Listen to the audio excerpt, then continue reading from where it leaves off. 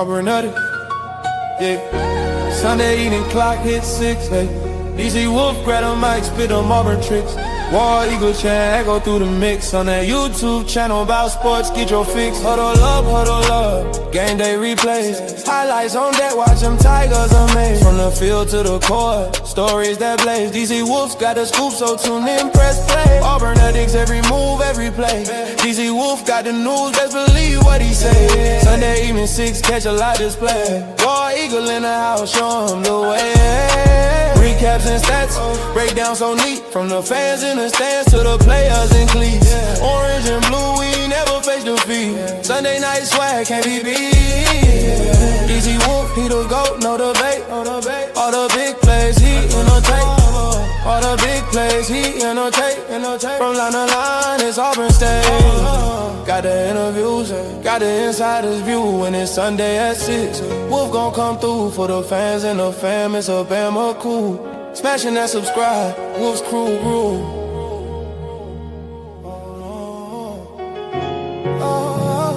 Smashing that subscribe, Wolf's crew rule. What's up, ladies and gentlemen? It's a happy Sunday. Auburn News Today. AKA Have You Heard? I got my fellas in here, man. I got my man Nick Frazier for Water Cooler Talk Sports. Nick, what's going on? How you doing today, sir? I'm doing well, man. Doing well. Can't complain. Can't complain at all, man. Hope y'all doing good. Hope y'all doing good.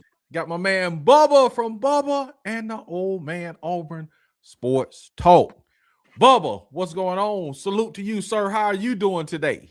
I'm here. That's what's up, man. It's good to have you here, man. And, man, we got on the line, on the bat line, man. We got Kid Country himself, that man, Chef Country from Outer Lines, Otagoville Highway. What's going on, Kid? How you doing, man? Man, what's up, BC? Hey, man, we finna talk some Auburn sports, man. Go talk a little recruiting, man. We're gonna go into, man, this spring, man, folk crashing out on what happened yesterday, man. So, bro, we finna, like, really get into this thing, man, and really talk about, you know, Auburn spring football, man. We're gonna talk some Byron Brown and all that, man. But first and foremost, man, dude,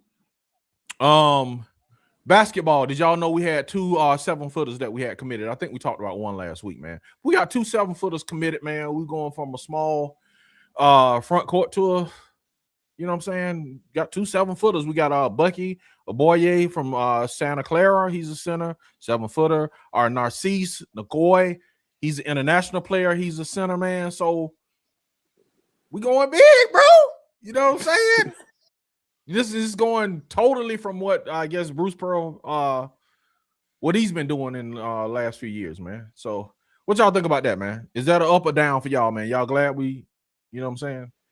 Well, I mean, the kid from where'd you say it was? What school was that? Santa Clara. Yeah, that's right. Mm-hmm. He is a freakish athlete.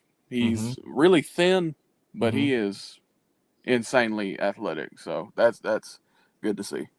No, for sure, man. So, man, shout out, man, you know what I'm saying, to Mr. Pearl, man, Mr. Stephen Pearl for, you know, getting him some centers in this class. So that would give us 3 7-footers, man, if our guy from last year comes back. They give us 3 7-footers. So then, bro, we got a commit from tight end from George Lamons Jr., tight end, 4-star, man. 6'3 and a half, 213, number 11 tight end in the class of 2027. He is number 20, 244 nationally, rated as a 91, 4-star from Quitman, Georgia. And he takes the place of Trey Proctor, man. Y'all know he transferred to, he decommitted and committed to Tennessee, man. Not Tennessee, Kentucky. Y'all knew that? Yep. Did you know Trey Proctor had left us? Yeah. Well, we upgraded, so it's all good. Okay. He flipped to Kentucky. Everybody got money these days, man. You know what I'm saying? Everybody getting down these days. So, all right, let's get down to the nitty-gritty, the dirty. All right, give me y'all positives from Saturday. Let's start with the positives, man. And I'm gonna play some clips from a man from the head coach himself, man. We're gonna see what he has to say. But Nick, what were your positives? The defense. You got any? Okay. The defense was positive. Interior defensive line, linebackers. The way that the defense attacked the ball when the ball was in the air. When it felt like if somebody it felt like when the ball was like literally when it felt like when the ball was in the air, it seemed that the defense had a mission to get the football. That's what it felt like. Instead of just watching the ball drop to the ground, they was on a mission to try to get their hands on the ball to create turnovers and takeaways. And that was probably the biggest positive I saw yesterday from them. So other than that, man, it was great. I mean, not other than that. That was great. That was great to see. And great to witness that the defense doesn't look like it's taking a step back. It didn't look like it's taking a step back. Look like it'll be on par with what you saw last year. Of course, you got some of the same guys coming back as well. But yeah, positive defense. And and you throw the secondary in there. You saw Blake Woodby, you saw Anquan Fagans, you saw Eric Winters, you saw Gavin Jenkins and Andre Jordan Jr. At cornerback, playing some. So yeah, I can't wait to see how much better this defense is when the season starts, man. Positive defense and the way that they attack the ball in the air when it's in the air. That's what's up, man. So Bubba, positive. There was a lot of positives actually, like on both sides of the ball. Even like defensively, obviously, Jared Smith is he's a freak of nature. He's an alien. He has insane athletic gifts. I mean, the entire defensive line performed really well. I think we have like 5 SEC starting outside corners on this roster somehow. I didn't think that we had that. Like the linebackers look really good. Safeties look really good, even at nickel. Like Nick's guy, JoJo Phillips, got in on a sack in the game. So defensively, we were so structurally sound, and we were making plays on the football, which is something we didn't really do last year. We weren't necessarily a team that forced a ton of turnovers. Offensively, the tight end room, I felt like Xavier Newsome had a really good day. Jake Johnson had a decent day, whiffed on a couple blocks. I really like what I saw from the receiver room. Like Chaz Nimrod had 1 catch yesterday, but he was always open. He was clearly the best receiver on the field. And if it wasn't him, it was clearly going to be Deshaun Spencer. Even Brian Williams, the true freshman, had a really good day. Still really thin, so he struggles with the physical nature of the receiver position in this offense, getting moved off his spot a little bit. Quarterbacks, Byram looked fine. This is just not a game that's built for his strengths. He's not able to be as mobile as he would be in a real game, the running back room. Tristan Tia, up and down day. Numbers look pretty good. Had a pick. The running back room, again, like 5 starters in that running back room. So, I mean, overall, I came away feeling more positive than negative. Okay. What about you, Ed? From what, if you were there or things you heard or, I think, the biggest takeaway, biggest plus for me is I think we got improved coaching with this staff. Okay. I seen a different level of coaching than what I'm accustomed to seeing at Auburn across the board. I like the mentality and the makeup of this team. They played with a lot of urgency. They played hard. We know the defense and what Durkin was capable of doing. I kind of been on record of warning people the whole spring that there was a possibility that the spring game wouldn't look like what I've been saying that. I was telling people, I said it on the show last week, man. If Byron Brown come out and throw a couple interceptions, don't run the internet. And I'll be damned. That's what happened. I see a lot of people make the comparison to Cam spring game. I'm not going to do that. I'm not going to do that. And here's why. Every situation is different. And I know he wasn't live. But even some of the mistakes that he made, some of those passes shouldn't have been, that shouldn't have happened, especially the one to Diaz. But you go back to Byron, he had a few of those last year to where, just man, why you even made that throw? That it wasn't a chance for that to even happen. So you get a little bit with that from him. But overall, I'm still not down on him. You know what I mean? Because I understand when you do add the element of run to his game, that changes everything. Running backs look good, but I'm just not gonna make the comparison. Oh, Cam went 3. Because Auburn fans, we love to coach and find excuses. I'm not gonna make excuses. I don't make excuses. We did that with Hugh Freeze his first year. Our Saban lost to Louisiana Monroe. That didn't have a damn thing with Hugh Freeze losing New Mexico State. You see what I'm saying? So why even try to connect them two together? I'm not finna coach. He didn't look good, but the man was a 3,000-yard passer. This is a spring game. His best receiver didn't come into the 6 or 7 drive. So hey, man, we're gonna be just fine, bro. Yeah, and I'll say that to this too, bro. It's just like we need to do things season by season, and it's funny you said that because I wrote some things down. With Harsin, bro, we had some rumblings coming out that he wasn't recruiting well. We dismissed that, and like you said, we coped. With Hugh Freeze's first year, he stopped the competition with him and Riley and said Thorne was pressing, so he stopped it. That was a red flag. We coped. On with that. He took it easy on Peyton Thorne. We heard he was playing golf. We kind of dismissed that away. This year in basketball, man, you had people saying, just kind of giving warnings and saying, hey, man, this doesn't look good, and then it's kind of like we just shut those people down and kind of just start, instead of having a conversation and talking, well, why do you think that? You know what I'm saying? Having a good football conversation, but you are correct. And I'm going to play this, man. This is what Coach had to say about Byron. To be honest with you, I didn't think Byron saw it great today. And I said it on the headset. I really didn't. Where his game has come in the last 15 practices, I thought he was efficient in what he had to do, but I didn't think he saw it great in the middle of the field. It's hard to move around. It's going to be quick whistled every time, but I thought, missed the one, really the 2 deep balls early. He reset. He was fine in terms of mentally. He was fine. Composure wise, he was fine, but I just didn't think he saw it great. So, you know what I'm saying? That's the coach saying it. You know what I'm saying? Yep. So, yeah, and people can say people are being negative, but this is a coach just telling you what the truth is. That's something I appreciate about Golish. He's just saying what it is, man. He's not sugarcoating it. He's not trying to make excuses. He's just saying what it is.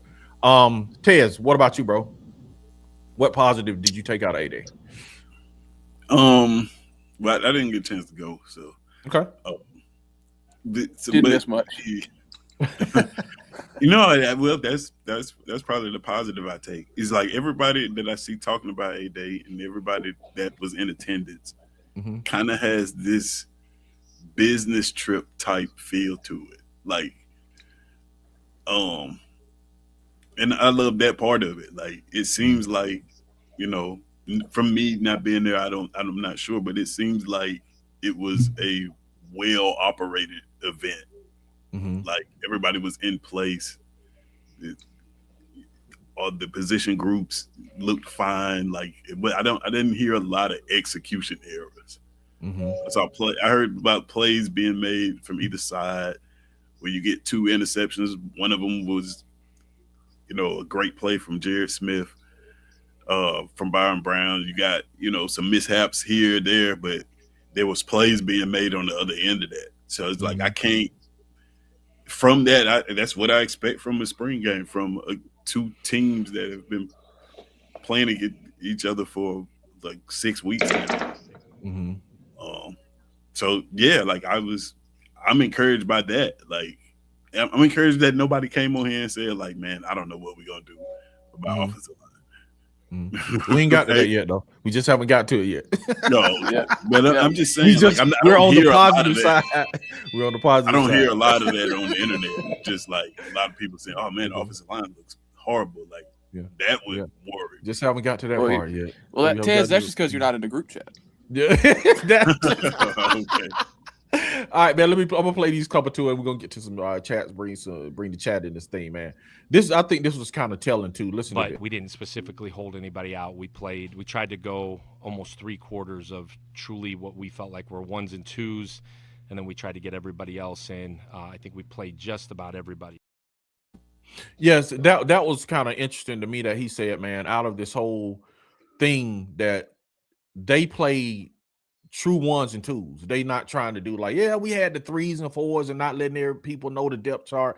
Dude was just like, man, we played 1s and 2s for 3 quarters. So what we saw is what we get. You know what I'm saying? And that's what the team is gonna look. The 1s and 2s are gonna be. And to Bubba's credit, this is what he said also. I thought Duke had his moments. For a young guy, I thought Deshaun just continues to do what he's done. He's slippery. He's got to put some weight on because those hits, they add up really, really quickly. But he's super intelligent. He's in the right place at the right time. He's got ball skills. He's going to be a really good player here. This place means a lot to him, and he came in here with an intent to go win a job. He's competed his tail off. With Christian Neptune being out. It was kind of his moment to jump up with the 2s. Chaz Nimrod's been a really, really good example for him in the slot there. And, man, I thought he did some impressive things. It was good for him to get going. It was good to see him in a 2-minute drive. It was good to see him operate in the red zone. But as he gains some weight and continues to learn this offense and continues to build trust, I think Deshaun's going to be a really good player. That's my coach. Hey, we got Wade up in the house. What's up, Wade? Wade say we up in here. Yes, we are, Wade. What's going on with you, Wade? How you doing? D-Lev, hit that like. Yes, please hit the like button.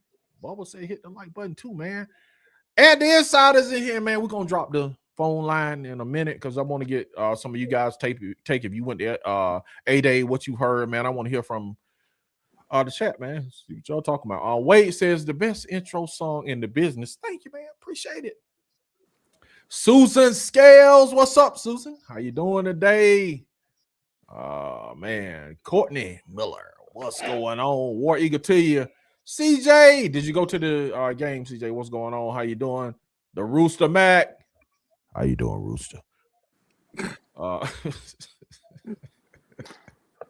Get a Rooster check. That's the Rooster check. Yeah, y'all hit that like button. Rooster say hit the like button, please. Big SARS, salute to you. Running game was positive. Big SARS says running game. It was. That's one of my positives. Big SARS. Running game. Shout out to Omar Mapson. Yes, sir. Yes, sir. He said linebackers are positive and the secondary. Okay. At the inside said youngins. He says the snaps from center are a negative, and we're gonna talk about that in a minute. And the right side of the O-line is a problem in pass protection. Okay. Yes, Duke Smith did his thing. He did. Yep. And all the young receivers that are in like the 2 deep, which is the majority of them, they all were out there making plays. Mm-hmm. Okay. The AAC ones too. You said what? Oh yeah, the the USF guys. Even Corey Pettigrew, that kid can move. Mm-hmm. Okay. Back to the comments. And says I'm here, DC. Okay. Kendall Lau, number 9. Who is number 9? I don't know if it's talking about offense. I don't know if it's talking about offense or defense. Offensive defense. So that would be Melendez on defense, right? Melendez and Spencer. Okay. Yeah. So both of them are dogs, man. For real. Appreciate having you in. King Tizzle. Not a lot to get out of the spring game, but overall coaching seems to be promising. 8 wins or better. That's gonna be a question I'm gonna ask later on, man. Have you changed? And I want our king of the comments. You gonna call in or what? Yeah, I got a lot of backlash. Hugh Freeze sucks. Okay, yeah, you did, man. I remember he came out and talked about the O-line. How can you see that from a practice video? Yeah, you did. You did get a lot of backlash for that, man. Felix the Cat. Somebody left the back door open, and Felix the Cat is in here, man. It's freaking spring ball. Come on, man. Well, I mean, spring ball leads into fall ball, and if you don't fix man. the spring ball problems, they become fall ball problems, and they become in-season problems. Bro, it's just you math. said it. Say it one more time. One more time, Bubba. If you don't fix spring ball problems, they become fall ball problems. And if they're fall ball problems, then they're going to become in-season problems. And then that's where you lead into the Hugh Freeze situation, where you're golfing and subscribing to OnlyFans. Yeah, Felix said, stop talking crap. It looks better than last year. Stop. Just get out y'all's feelings. Felix, we were just saying positive stuff. I'm not offended. That was a positive. I'm not offended by the football. Felix, that was the positive section. Cole Best did not offend me. That's funny. Felix said, get out your feelings. Mike McKitty, if you have watched anyone else spring, look pretty similar. It's spring game. Okay. Calvin Peterson, almost for 3 months. That's what I'm talking about, Calvin Peterson, man. BB will look different when the season starts. Okay, I trust you. Jared Smith pick was due to his throwing motion. The release was low, and Smith stuck his hand out and pulled it in. Do y'all agree with that? I mean, he could have adjusted his arm angle and lofted it over him, but I mean, it was just a crazy play from Jared. 6'6", 7-foot wingspan might have a little bit to do with that too. Yeah. Even I couldn't make that play. Yeah, even the coach said that. He was like, Byram he's made that play so many times. He usually how they run the play, he usually dunks it over him, so he's not used to that type dude. And even the guy from JMU said that it goes against him all the time. He says, man, I'm just not used to seeing that caliber athlete. You know, he's like, I haven't seen that size, you know what I'm saying? So yeah, he's ridiculous, man. Yeah, he's man. Insane. Appreciate the super chat. Calvin Peterson, Duke and Deshaun will play this year. Yeah, for sure. You can add Brian Williams into that. Yeah, man. Yeah. Travell said he at work and can't call in. Okay, Travell. We'll excuse you. You know, you can't sacrifice like Bubba. Bubba go get out of the closet and call in, but hey, Bubba is more dedicated than you, man. He's more dedicated than you, man. I remember calling in from the cooler, man. What you say, Bubba? When I worked at Outback, I went and I called in from the freezer. Hey, man, you dedicated, man. That's dedication. That's dedication, man. The king ain't dedicated, man. Bubba dedicated, bro. You ain't dedicated. Bubba go get in the freezing call, dog. You know what I'm saying? Campus is working call. Felix say they have to practice for sure, man. For sure, for sure. Oh, here you go. There's always one. I bleed crimson. Why is Nick having so much fun? No, I'm just trying to, listen. We haven't even said anything, and people are already saying that we saying stuff because it's just spring ball, and we need to chill out. We haven't even given the negatives yet. Yeah, we haven't even given the negatives yet. We just been on the positives. We got to get out our feelings. So yeah. I'm just like, Felix said, "What's up, my believe, Crystal, man? What's going on? How was your spring, man? How's y'all spring game, man? I heard Keelan Russell is like lighting up over there, man. He's gonna win the Heisman this year and all that, man. So let us know how Alabama went. I believe, man. We need to hear from you. Was you at that? You was probably, I believe, it was probably at the A-Day game, man. He was probably at our game. Felix say, "Oh, I'm calling in. Okay, I'm gonna drop the line in a minute. I'm gonna drop the line." He said, "SEC is different, man. Yeah, it is. It is. You're gonna get me rolled up, man. Bubba wasn't worried about getting rolled up. Come on, man. Come on, King. Do it. I'm just saying. Come on, King, man. All right, man. Bubba was willing to take the risk, man. Yeah, I didn't care about losing that job. I'm risking it all, man. I didn't care about losing that job. Oh my god. New job the next day. All right, man. All right, man. So we went through the ones. Okay, man. We went through the ones and twos. To let you know that the ones and twos played through the third period. So he just kept it real. We talked about Duke and Deshaun, man. They were positives. Linebackers, defense, secondary, all of that was positive, man. I talked about Byron. Even the coach said that Byron just had an off day. You know, he was just like, he wasn't seeing it. So it's not a negative to say that. You got to get on Goldish for saying that. All right, man. We're going to get into the negatives down. And let me play Goldish first. Man. One, defensively, we kept it We kept it relatively vanilla today for a lot of reasons. Just the biggest one being we playing 4 months, and there's nothing that these guys have put in this spring that I wanted out there on any sort of tape. So I would tell you we protected really well, especially with that first group. Part of that is we were really limited in what we were doing defensively. Part of it is we've protected well really this last quarter of camp. The best thing about playing against this defense is, like, it's going to force you to be elite in the protection world. One, from a coaching standpoint of being right, but putting a lot on the quarterback to get us right, putting a lot on the center to get us right. So today was a little bit vanilla. I thought they did a really good job in pass protection. I thought we ran the ball really efficiently today as well. Again, less looks defensively. And I thought when we got the tempo going, we ran the ball extremely well. All right, and one more, this is the last. You know, I was disappointed. There was a couple of bad snaps from Cole, which is really uncharacteristic. But, again, that's why you get into a stadium, you get people in the crowd, you get some nerves going.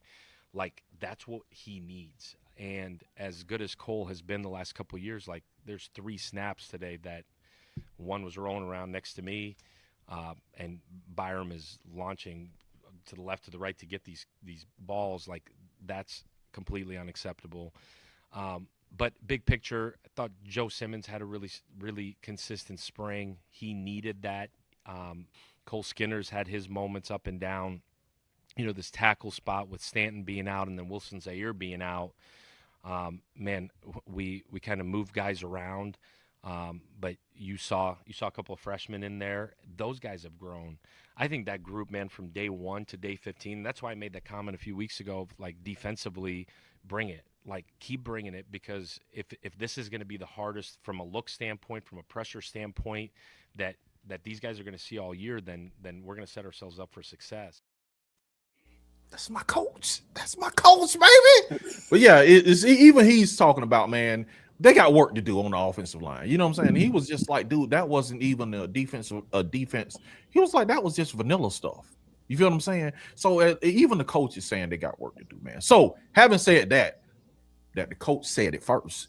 Nick, negatives. What do you see? Oh, I ain't gonna say negatives. What are things that they're negatives? They're negatives. Yeah, but people will perceive. But I'm gonna say it like this. If I'm going out of town, and I said this to Slazy, man, shout out to Asia, man. Asia literally sat at the game and put her camera up and put it on FaceTime and let me watch the game. I'm like, man, that is dedication. The King not dedicated like that. Anyway, I was saying, like, if you're going out of town, right? If you got a flat tire and I walk up and I say, Nick, man, you might want to check your air pressure on your right tire. It's kind of low. You know what I'm saying? You could take that as the negative, something constructive to help you on your journey. But it's like when sometimes people do this, people take it as a net negative, as something like you hate Auburn. But so that's why I said some things they need to work on. But go ahead, Nick. And we need to stop doing that. We just need to start calling it. We need to start calling it what it is, because sometimes I agree. Because to a degree, us as Auburn fans like to be coddled a lot. I'm just being honest. Instead of just telling the truth of what you see with your eyes and just saying, yeah, he's not good. He was not good. That guy was not good. You just be honest with you. And I haven't even said a name yet, so don't even say who I'm thinking who you're saying is not good. That's all I'm saying. But now I'm about to say a name. Cole Skinner. Horrible at right guard. Just being real. Like, we saw it with our own eyes yesterday. Like, sometimes you just have to be honest about it. You just have to be. You gotta be. It did not look good. Now, you look at it, right? You look at the guys that came out and started on the first team offensive line. And granted, there are people that'll be like, all right, man, Stanton Ramil didn't play this. He wasn't healthy at all this spring. Wilson Zaire didn't get a chance to get in. You were moving Top Bustler around a lot and trying to see where he was at. But let's just be honest about it. Cole Skinner did not look good yesterday. No, he did not. He did not look good. You look at the left side of the offensive line with Joe Simmons and Derek Plass, who were the guys that started on the left side of the offensive line. A lot of the big runs that came for Auburn came from that left side. And when you listen to what has been reported and what has been said, throughout the spring, Everybody has talked about how well Joe Simmons has been good and how he's been elevating his game and playing. And a lot of people have been talking about how well Derek Plas can push for a starting position in this in this offense in this team. And you can clearly see it yesterday. You look from the center to the left side of the right guard. Oh, well, man, it was bad. It was bad. Let's just be honest about it. It was bad. It was bad. What amazes me is that people ask about the offensive line, and we need to have a great offensive line in order to win games. But then when people go to the games and tell you exactly what they saw, oh, it's just spring ball. I've been saying this from the longest, man. I've been saying this from the jump. I think Alex Golis treats the spring as an extension of fall camp because he's trying to find guys who are going to be able to come in and do what he needs to do the basic stuff that he needs to do right now well, so that when he gets to the stuff that they want to implement, it'll just be easier because they already have a solid, strong foundation. And if you want to ask the question, you ask the question. What was negative? The right guard was negative. It was bad. Well, it was bad. If he does not elevate his game, if he does not find a way to get to that next step to where it is of quality level to where he can do it consistently,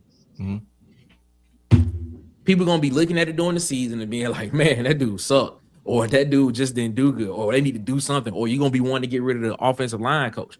I'm telling you, with my own eyes, we've seen it. It ain't good. It ain't good. As of right now, it's not good. It's not good. So you ask the question, people can get upset if they want to about it. Hey, I don't care. I'm just telling you what I saw. And that's just the God's honest truth about that. You ask a negative, that's a negative. Other than that, people want to talk about the interceptions from Byron Brown. Okay, if you want to put it in perspective, you took away the part of Byron Brown's game that would have basically elevated him in spring in a game like situation. But what I will say is, if he's going to be the starter, if he's going to be the starter, he's going to be QB1. You have to be able to find a way to where he can affect the game with his arm in the short game as well. Now, granted, he did have a pass in the red zone that was taken off the board because of a pick play but I want to say it was Jeremiah Koger, so that would have took points off the board. I get it, and things, stuff like that. But the thing is, the reason why Tristan Tia looked better yesterday in this offense is because he's more accurate than what Byron Brown is. Byron 100%. Brown, the ball gets to where it needs to get to with Byron Brown. But if you watched us since Tristan Tia was committed to Auburn, wrote an article about this dude on the website about how this guy can potentially be the future and why this was probably the most important pickup for Auburn in the transfer portal, because he could be the future. You saw him do. I don't know if most people did, but when he was announced, when he committed, I just went and started watching some of his games from Oregon State. And you get the good and the bad with him. You see the strong arm. You see the ability to run the football. You see how accurate he is when he throws the football down the field. But you also understand that he's capable of turning the ball over as well. I think in the last 2 games at Oregon State, Tristan Tia started, I think he had like 3 touchdowns and 5 interceptions or something to that. I think it was like 3 to 5. So there's the good with it, but there's the bad. But he's very accurate with the football. It actually fits him better to where when he's trying to throw that intermediate stuff, and when he's trying to throw, do all that touch pass stuff, it just looks better because he's more accurate than what it is. And that's the reason why that offense, when the second team came out, and even when they put them in with some of the first team guys and stuff like that, the offense was moving a little bit better because he's not just a threat to run the ball. He's also a threat to put the ball in a spot to where receivers can catch it and make a play with it as well. So that's the reason why I looked the way it did. So, I mean, don't get it twisted, man. There was a play Chaz Nimrod should have made down the field, down the field when on the first drive as well. He could have reached out for that and got that, in my opinion. I mean, I don't know what he was thinking in his head. He probably felt like he couldn't, but a lot of people want to say it was a misplaced ball by Byron Brown. I mean, Chaz had like 2 steps on the DB, and he was open touchdown 7 days if he would have just, kind of just laid out for it and caught it. But I will say this though, and I'm gonna keep saying this. As from what I saw yesterday, when the offense is in rhythm, the offensive line looks good. But when the offense is not in rhythm, it looks bad, especially on the right side. But my thing is, and I also said this: if the offense cannot get in rhythm within the first 3 series of a game, it's going to be a long day for Auburn football on the offensive side of the ball. It's just going to be. And it kind of reminds me of like Gus Malzahn days when he was the offensive coordinator. If that offense cannot get in rhythm the way it should within my opinion, the first 3 drives of a game, the first 3 series of a game, it's going to be a long day for Auburn football on the offensive side of the ball, in my opinion. Just because just by how fast they snapped the ball. I was counting. I think the average was like 3.5 seconds between when the play was over with and the ball was placed, 3.5 seconds from when the ball was snapped again. So when you get into that kind of rhythm and you sitting here basically saying you only had a ball for less than 25 seconds and you doing something like that, and you in 3rd and 7, 3rd and 8, it's going to be a problem if they cannot get into a rhythm and get that thing going. So no, I mean, don't get it twisted. There's a lot of things that they can work on. There's a lot of things that they can get better at. Yeah, we agree. But just from my belief of what this coach is, man, I just believe he uses this spring as an extension of fall, and he wants this to be. He's trying to find guys that can come in and understand the base and the install foundation very, very strong, so that when we get to fall, we are not trying to relearn that, and now we can start game planning for Baylor. This is what it is, or in that situation. So I just think as Auburn fans, you just can't get mad at people for just saying what they saw with their own eyes and things and stuff like that. But I'm gonna tell you like it is, man. That's just how I see it. That's what I saw. And if you asked me a negative, and I gave you my biggest negative, which was the right side of the offensive line, if you ask me. That's why I played Golders first, because he said the same thing you said. That's exactly why I played him. Let him say it first. You know what I'm saying? Because he said Cole Skinner has been having an up and down time. You know what I'm saying? He mentioned the over snaps. You know what I'm saying? He mentioned Byron Brown. He said he was just like he didn't see it good today. You see what I'm saying? So that's why I played him first. So it's just like, we not just kind of out here in left field talking about spring. The coach saying the same thing. Bubba, let's go. Yeah, I mean, I said it the day we hired Alex Golesh. This offense can't survive outside of tempo. Mm-hmm. You're not going to be able to play ball control offense, Indiana style offense with this system. It's really simple. When you're getting 4 yards of play, this offense is great. Yep. Because you can play in tempo. The defense doesn't have a chance to set up. They don't have a chance to get exotic. As far as the offensive line goes, they were actually pretty sound as far as there weren't a lot of busts. I only remember one bust. They just had a free runner in the B gap. I don't even know if that was Ty Buster's fault or if it was the running back's fault. The issue was they were in the right spots and they were getting their ass kicked in the right spots. Mm-hmm. So Cole Best was getting dog walked. Like, I don't think he can physically handle SEC nose tackles. Mm-hmm. Like, if you line this dude up across from Kristen Miller, he has no chance of survival. Mm-hmm. So it's just that, and obviously Cole Skinner. But like I said when we picked him up, he's a rotational guard from the American Conference. What do you expect? He's an oversized tight end, basically. He's a good athlete. He's strong, but he's just not a SEC level offensive lineman. And as far as Joseph Simmons goes, like him and Jared Smith were going at it just for 3 quarters. So he had a really rough first half. I hated Joseph Simmons in the first half. 3rd quarter, he really picked it up, and he had a really good end to the 3rd quarter. Mm-hmm. As far as Byron goes, like Byron Brown is Byron Brown. He's been Byron Brown for 3 years. He has the same issues, the footwork issues, the inconsistent accuracy issues, the issues with seeing over the middle of the field. The turn downs kill me, where he missed Chaz Nimrod on about 3 wrap-ins where they would have that play where they'd have the Z, whoever it may be, whether it's Brian Williams or Keyshawn Singleton running deep choice, and they'd have that deep, like 10 to 12-yard wrap-in from Chaz Nimrod. He turned it down 3 times. I know he can make that throw. I've seen him make that throw, but he just wouldn't throw it. The pick, it just happens. Like, it's not like Tristan Tia's pick. Tristan Tia is a young, gifted quarterback, but he just did not see Jacoby Matthews in the flat. They had the sprint out. They were running sprint flood, and he just didn't see him. So, like, that's just a freshman mistake.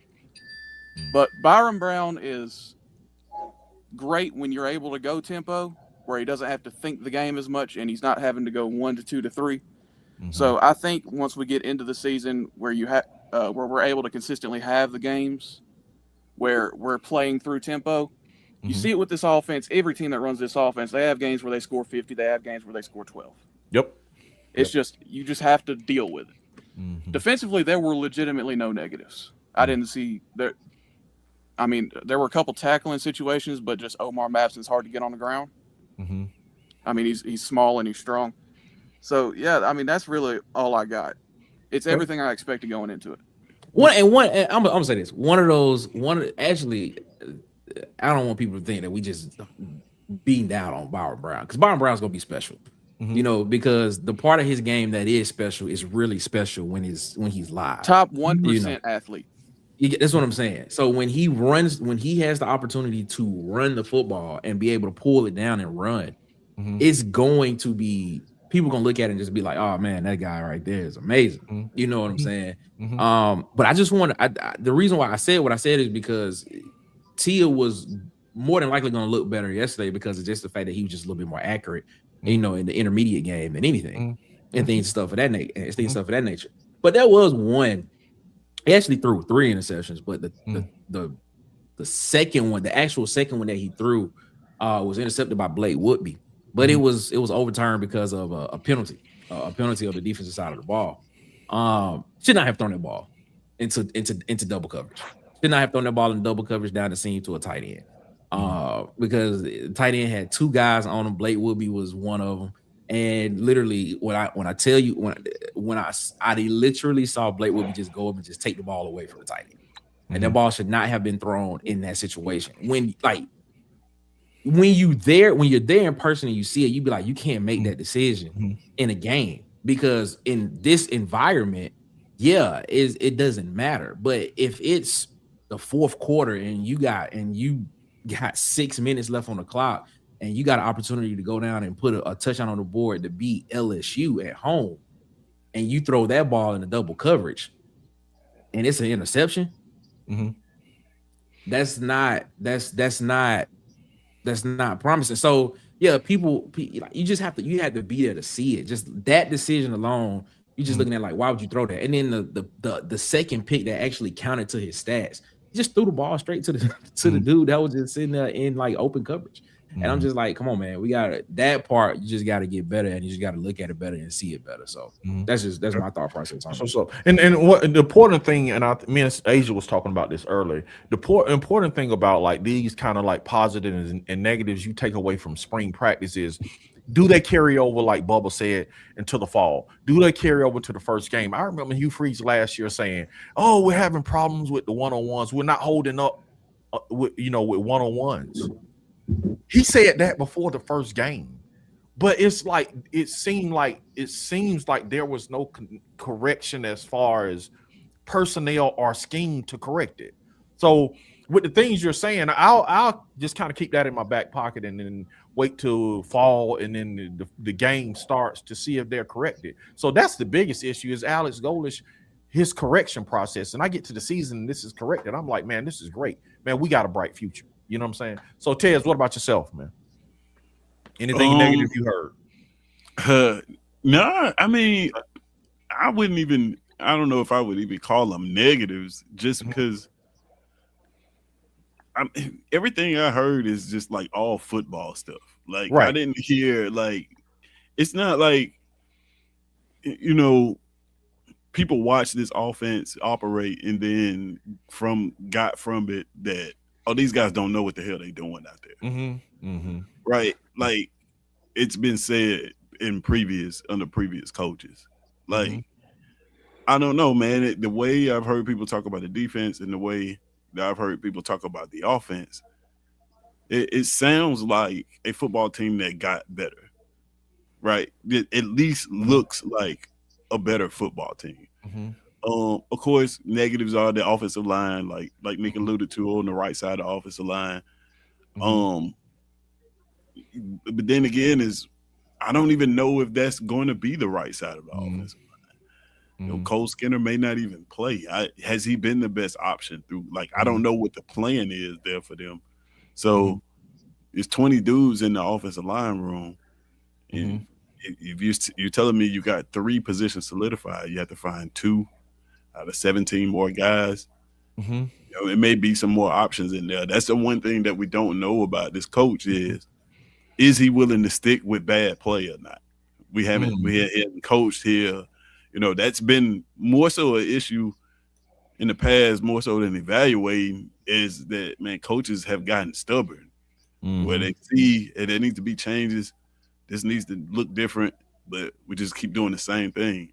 Is he one of those? He doesn't strike me as one of those guys. So I think whatever there's a deficiency in, there'll be a constant plan to try to address it. So I don't know, man. I guess because I wasn't there, I didn't get to see it firsthand, but it just doesn't sound like chaos, right? Like I said, like people are talking about it as if it was like a business trip. Like you went to see something that was like a proposal, a business proposal, or a product, like not like this fun event where we get to, you know, see them. And like, even if that's the mentality around it, like that, man, that's an improvement for me. But yeah, that's what I'm a land with it, because I wasn't there to see a lot of positives and negatives. I'm just speaking to the tone of the conversation that I've heard. Yeah, I mean, it's definitely a better team. Like I think I 100% watched a better football team Saturday. It's just a deeply flawed football team. As most of them are. Yep. Kid, what you got on it? I don't want to be Debbie Downer. Just say what it is, man. Just say but I'm gonna tell you the truth. Yeah. My biggest concern is the 3 biggest pieces that Alex Goley bought with it. Cole Skinner, Best, and Byron Brown. I'm finna tell you why. I watched Cole Best. I said it last week again. I watched him get manhandled against some of the better competition. Yep. Watched him from the highlights I seen yesterday. I seen Dallas Walker on him. Cole Skinner, I think he was a good AAC lineman. I don't see an SEC starting guard, bro. I'm just gonna be real. Who can say he can't improve this summer? But that ain't good enough to go to Athens and win against a Kirby defense. That ain't good enough to go to Tuscaloosa and win. Not that. No. You're going to get embarrassed. And if pressure coming up the middle, Byron ain't going to never see it good. I hate to say that like that. And my thing is now I want to see, because here's what's the problem with the last coach. I want to see how loyal you is to your guys you bought with you. Right. And are you willing to make a pivot? Because we all said it might take some adjustment coming to this league. Are you willing to make adjustment? See, because we seen it with Hugh with Peyton Thorne. We seen it with Hugh with the quarterback last year. If those guys can't live up to the billing, and I know he loyal to them, I know he love them, but maybe they might just be good team guys for your building. It might not be who you need on your SEC starting line. You know, not getting manhandled the way they did yesterday, bro. It was embarrassing. So, Byron Brown. When you get done. Yeah. Byron Brown. Okay. Came on here. They heavy is the head that wears the crown. I don't make excuses, though. I'm not saying he's a bad football player. That's not what I'm about to say. But you say that's why I said I'm not going to make that comparison to Cam. So guess what? That was Cam's first year in Gus Malzahn's offense in that spring game. Byron Brown been in this offense 4 years. He should have looked a lot cleaner than he did, regardless of being able to run the ball or not. So, okay. And I see Nimrod 3-4 yards behind my cornerback, man. Nimrod could have laid out and made the catch. Yeah, he should have. But when I saw that, guess what I did? I had flashback to him doing the same thing in Tuscaloosa, bro, where receivers were 4 or 5 yards behind the cornerbacks in Tuscaloosa, and he missed it. So I've been saying all the time, he ain't used to know Jared Smith's coming at him in the AAC. There's an adjustment period for him also. But I'm not going to just ignore the fact of what he can do with his legs now. Mm-hmm. But I would have loved for him to be a lot cleaner in the passing game. Mm-hmm. As a 4th-year guy, 3rd-year guy, how many ever years in the system, I think he should have looked a little better than that. Mm-hmm. And, you know, some of the same mistakes that you made, some of the same, somebody just said it. You were making no mistake previously. 100%. You got a lot of all over his tape. You got a lot of good defense, and it just ain't DJ Durkin. You got a lot of good defenses that you're gonna go in this league now. Mm-hmm. So, but here's where I'm gonna come back, and I'm gonna give everybody hope. Okay. I think this team structured a little different from what everybody thinking they're gonna be structured. Mm-hmm. I think it's just gonna be a complementary football team, to where defense gonna do what they do, offense gonna make some plays. But here's where your season lies. Those turnovers that we had yesterday, we had our kicker hit a 50-some yard field goal. So I think it's all gonna work together. It's hard to make assessment when you're going against each other, so you can't really take. You really can't beat the offense down. You see what I'm saying? Because they going against a good defense, and the defense know what's coming. But in those man-to-man matchups on that offensive line, that ain't got nothing to do with nothing. You just got your ass whooped. You see what I'm saying? That happens. But I can't have that happen consistently. You see what I'm saying? So that's my thing. I think we're going to still be okay. Because I think when it all come together, defense and offense and special team, everybody working on the same accord versus us playing against each other, we still going to win some ball games. So future still bright. I'm gonna use Gus words, man. The future bright. It's getting butter. It's getting butter and butter. All right, we're gonna have get some calls in here. Hey, Felix, the link is in, man. Call in, Felix, please. I want to hear what you got to say. I believe you say yes. Alabama had a spring game, man. He said they did a doggone thing. Okay. He said Felix finna light y'all up. Yeah, Bubba was funny, man. He said, Sar says bad snap throws off the timing of the quick pass. Absolutely, man. If that tire ball, you need to change it. Absolutely. Felix finna light y'all up. All right. We waiting on Felix. We waiting on Felix, man. Call him Felix. He said King never sunshine pumps. He said, yeah, he came from USF King. They saying Cole's Skinner. He said, preach, Nick. Spencer 9 took over the second half. He's talking about Deshaun Spencer had full control of that game for 3 quarters. Yeah. I do have a question for y'all real quick. Go ahead. What's your question? Y'all that everybody that attended. As far as the offensive line goes, is there a collection of 5 of them that could play SEC football? I don't mean like first team ran out. I know we have at least 3 that I think can survive in a specific situation. Like I think Joseph Simmons can survive. I think Derek Platt. Were there any second team guys that look impressive? Jacoby Ward, I think, could survive. And Parker Pritchett looks like if he can get a freaking anchor, which he's like 340 pounds. I don't know how he wasn't able to anchor. If he can anchor, he could probably play. And then you got to look at Ramil, and it seems like from what the coach said, Ramil and what's my other guy name? The freshman Wilson Zaire. Zaire. It sounds like they are the 1 and 2 on the right side. You feel what I'm saying? And he was like they didn't really get to play, so they had Ty Buster there. So he seems like he really has high hopes from Ramil and Zaire. All I'm gonna say about that is, with the injury concerns that Stan Ramil has had the past 2 seasons, I hope they are correct. Yeah, and Stan Ramil, either way, Stan Ramil ain't saving your life. Right. You know? And it sounds like they're high on Zaire, though. You know what I'm saying, at the right tackle position. And I think like Ty Buster had a lot of good reps, but I just think he's a guard. Like, I don't know why they keep playing him at tackle. He's a guard. Yeah. He's like 6'2". Why is he playing tackle? But remember in the Hugh Freeze offense, they didn't need the 6'6" tackles. Remember, they had Dylan Wade kicked out at left tackle. But like with this offense, they put their tackles on islands way too much to have a 6'2" tackle. Cole Skinner wasn't projected to start at guard when he came here.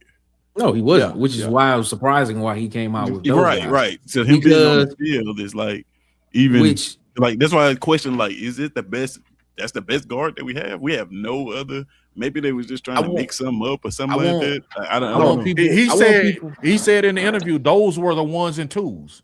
He said I want people. He said those were the ones and twos throughout the third quarter.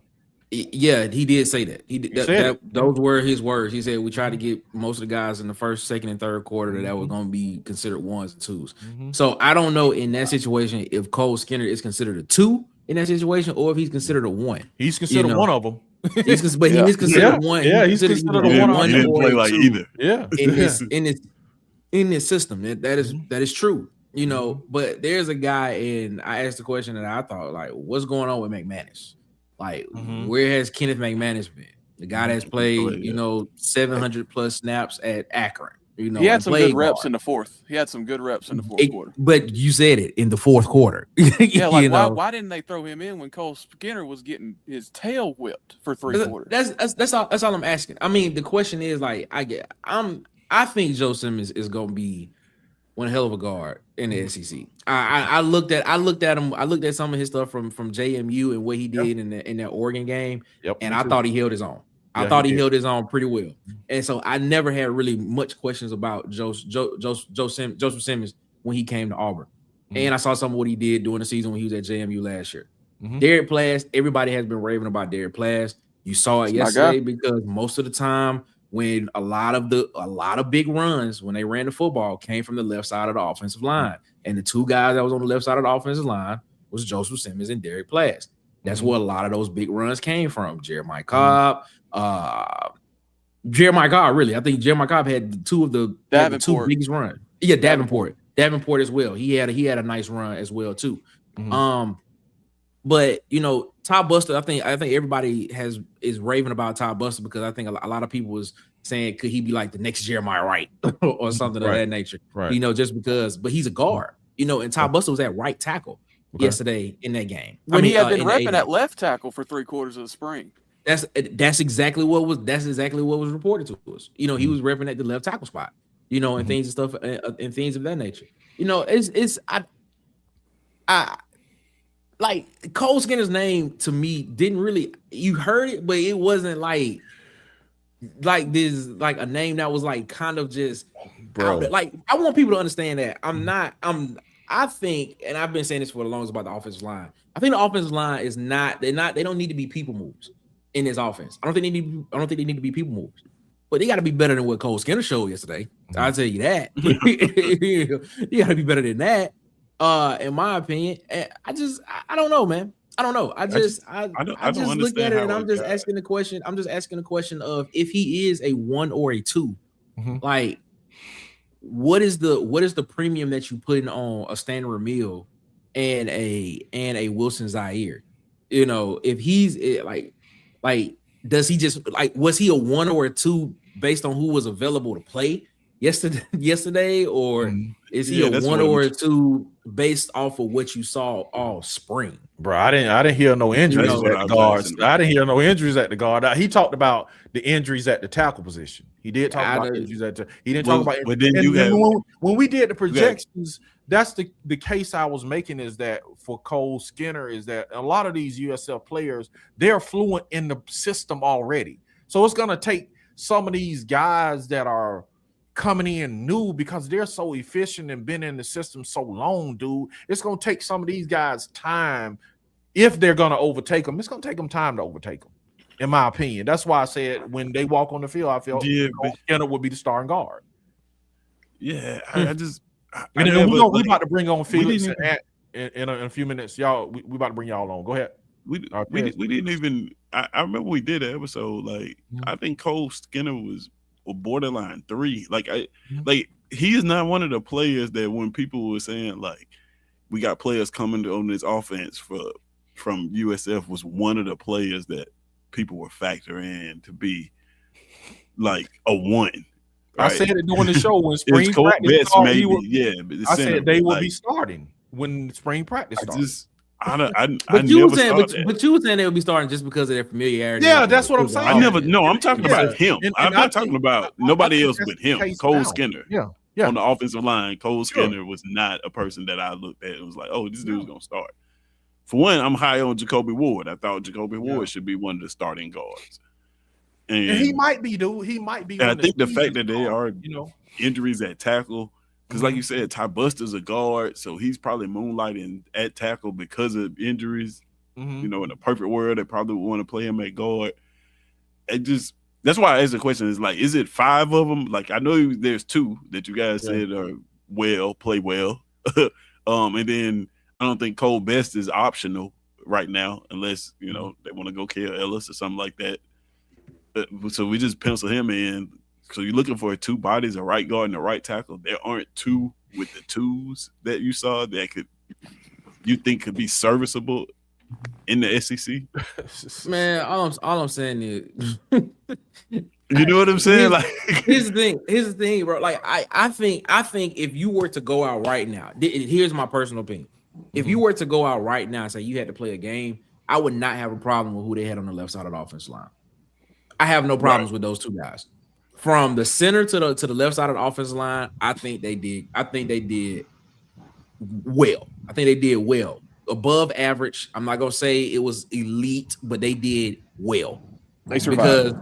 Because that's how I think they did well enough for you to go out and be able to have a chance to win a football game. I think they did.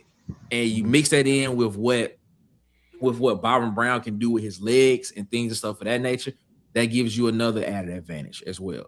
But if you telling me you're gonna go out there with Cole Skinner at right guard and whoever you want to put at right tackle, man, bro, no. Okay. I'm sorry. I cannot see that one happening like right now. Like, because man, Cody Sigler was whooping that dude behind. Yes, I ain't trying to cuss, but he whooped that dude behind yesterday. Cody Sigler was whooping Cole Skinner behind yesterday when he was on him. He was getting, bro. Not just him. It was Darian Smith too. All I'm saying, and Cole Skinner is as advertised. Everything that you've been hearing about Cole Skinner from people that have had the opportunity to see him practice, it's real. They're not lying. That's very true, and he's as advertised as possible as it is. Cole Skinner, Cole Sigler, the defensive tackle. He's as advertised as it is. Man, I'm telling you, I do not have faith in that right guard position or who they tried it out in with the first team yesterday.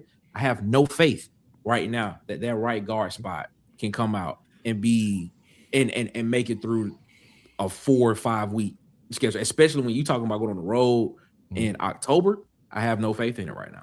That's just me. And just for future reference for everybody out there, if you ask somebody about a player and the first thing they give you is like buzzwords like mental toughness and he tries really hard and he works really hard, just know that boy is ass. That is all Cole Skinner. That's funny. All right, man. Skinner tries his butt off, man. He tries really hard. Hey, that's what's up, man. He got effort, man. Hey, man, listen. I was about to say, when I look at some of the games we played on offensive line, it was so many like missing assignments and just not being able to pick up stunts and free rushes and stuff. For some reason, I just feel like if you can do that, but you still just getting your ass whooped, like we probably still would be about 4 or 5 points better. Yeah, that's like, the thing. That was the craziest thing because we were so assignment sound. Like we had one blitz up the B gap where nobody just picked X Atkins up. Other than that, they were all operating well. Yeah, if you look at USL film though, man, it's like the O-line was sound. It's like when they got beat, they were just getting beat because they were just the other team was more physically imposing. Vandy Chris says, I fully believe in Byron Brown and his ability to run the offense and make plays in the SEC. Give it time. Alex Goldis is the right guy for the job. Big Sarge says, we talking practice. Vandy says, did y'all spend $10 million on an O-line? I know a SEC team that did. Please tell me. It wasn't Vanderbilt. I'm saying, hey, Vandy Chris, it was not Vanderbilt. Not enough. He said, folks realize that the defense has always held the offense in spring. The offense is much bigger install. That would show flashes, but it's normal and high probability. Yeah. But that's the thing, though. It wasn't like missed assignments. It wasn't right. missed assignments. It's not missed assignments, right? I'm a better athlete than you. Yeah, that's really what it was. Terrell says, remember Cam A-Day, and Ed say he ain't gonna do that. Injuries at tackle will absolutely shake up your guard rotation. His defensive line was getting pushed all day. Big Sar says the second team O-line better than the first team O-line. Cody Sigler, yeah. And he said if y'all see it, you know the coaches see it. Absolutely. And we about to bring on Felix, and we're gonna bring on Ant-Man. If you the link is in, I'm gonna drop the link one more time if you want to call in, man. Please keep it family friendly, no profanity, please. We're not trying to get demonetized. Oh, my fault. And keep it family friendly, man. We got ladies, we got children in here, man. So it ain't just us guys in here. You know what I'm saying? So let's keep it Auburn family friendly. All right, Ant. Yes, sir. Talk to me. And Felix, come on in, Felix. Felix, you in? Felix the cat. Oh man. Good water. Felix. I'm in, man. All right. Go ahead. Ant, you first, and then Felix, you go, man. Y'all go for it, man. What you got, Ant? Takeaways. Is that low to y'all? Yeah, we cannot hear. Yeah. I don't Oh, know. my bad. That's my fault. So Okay. takeaways I have, if that was vanilla from Durkin, Mm-hmm. then we in for a nice ride on defense. Yeah, he said it was all vanilla. Didn't look vanilla. Cause I'm telling you, Well, I see Homemade. He was dropping dudes out of helicopters. Gola said that was all just vanilla defense. He said he didn't want people to see what I didn't. I'm like Bubba. I can't tell it was. I see some stunts. I seen a couple twists. I'm talking about, man. Look, Man, he was disguising coverages. He was throwing fire zones out there. I promise you. They ain't let that man acting go. That's what it is. So if that's what I'm saying. That was vanilla. Oh my God, bruh. Now, I will say this about your offensive line, right? Okay. I agree with Nick. That's gonna be your strong. You're gonna have to put Simmons and Players together because that'll be your strength of your offensive line. Mm-hmm. At guard, I think the injury to Stanton Ramil was hindering you at guard. Mm-hmm. Because if and it's a strong word, if he's as good as they feel, and you can probably fit Jacoby Ward or Ty Buster or somebody besides Cole Skinner right there, then you have a pretty decent offensive line. Mm-hmm. Makes sense, man. So makes sense. that's what I got out of it. Like I got there in the third quarter. I wasn't the starters. I figured they was first quarter. It'll probably be over with on offense for the starters. Like maybe the middle of the second. But for what we have coming up, Come on, Ant, man. Come on, Goldie sniped it. It's like it's every time, bro. Like every time, man. I'm like, bro. I'm like, as soon as he's about to say something, good point. Something important. Ant's got to talk a little quicker. Bro, the timing is impeccable. Right. It is, man. It's like, bro, he making some good points, man. Go ahead, Felix, man. Come on, Felix. Hey, look here, man. Look. Check this out. Check this out. How about Nick? Me and you always butted heads a little bit, but I gotta give you flowers, man. You're right on that. He got Peter Road out there. You know, Strickler did. No, I ain't gonna lie. They're serious, man. But here, look at here. Look, check this out. Okay. Have we the last 8 games we had, the last 2 games, 2 or 3, whatever. The offense actually, produced a little bit here. I mean, you can't say we didn't. I mean, yeah, they come from a little lower, but they ain't never met a defense like Auburn's defense. We always had a great defense, and we always had a great running backs. But at the same time, like Nick said, we need to take care of that interior, man, because, I mean, if it's going to look like that, ooh, we in the season, bro. Ooh, I ain't lying. Look, I ain't even gonna come to a game this year if it's gonna look like that. Bro, I ain't want to spend my money like that now. Come on now. That's why I'm gonna put that in my rotation. You gotta make that a sound. You gotta make that a sound, DC. You gotta make that a sound, bro. Yeah, I'm just saying, man. I'm just saying. I mean, daggone, bro. I mean, I ain't trying to cuss on them, but daggone, bro. Come on now. Everybody, so I'm gonna say, hold on. Everybody, stop for a second. Say that one more time. So I want to clip that so I can put it in a sound. Yeah, everybody be quiet. Everybody be quiet. Ooh, bro. It's gonna be my man. Look, he got Peter Road out there, man. He got Peter Road. Yeah. My man got Felix. I think it's going, man. I think once you add Byron Brown's running ability, and I think that'll just scale a lot.